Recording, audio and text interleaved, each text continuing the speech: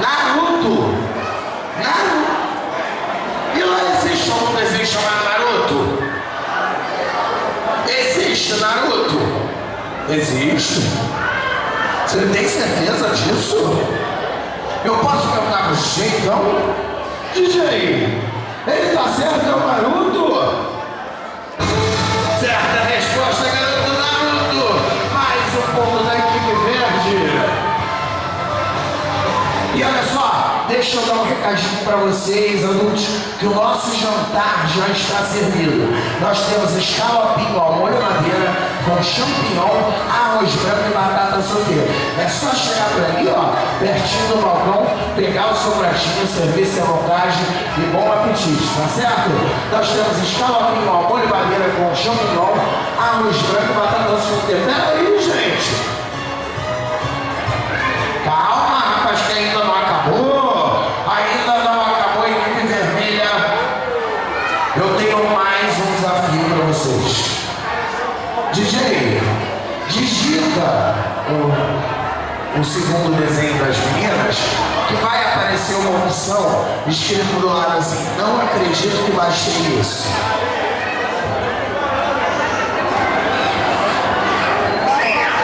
Apareceu? Não, nem na lista, você digita.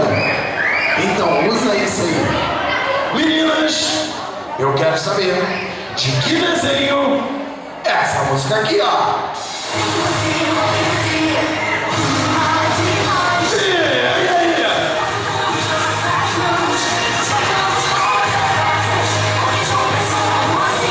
Para tudo, DJ. Olá, qual é o nome desse desenho? O Clube das Winx. Tem certeza? DJ, ela tá certa, é o Clube das Winx. Certa resposta, o Clube das Winx. E continua tudo igual no desafio dos desenhos. Então eu vou partir para os desafios, que são os desenhos mais difíceis de todos. Agora, cada desenho vale 2 pontos. Portanto, equipe verde, vocês agora podem dar a virada no placar, que vocês estão 3 pontos atrás. Se acertar 2 desenhos agora, vocês passam à frente da equipe vermelha. Só que agora vale para todo mundo. Vale para verde, vale para vermelho.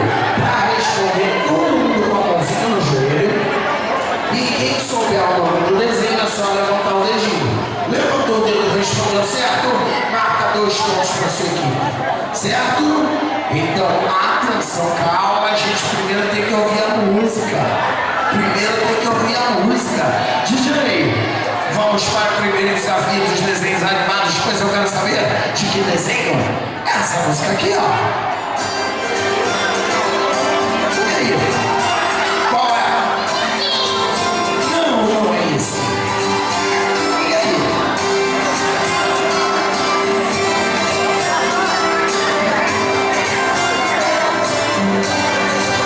Agora, ó.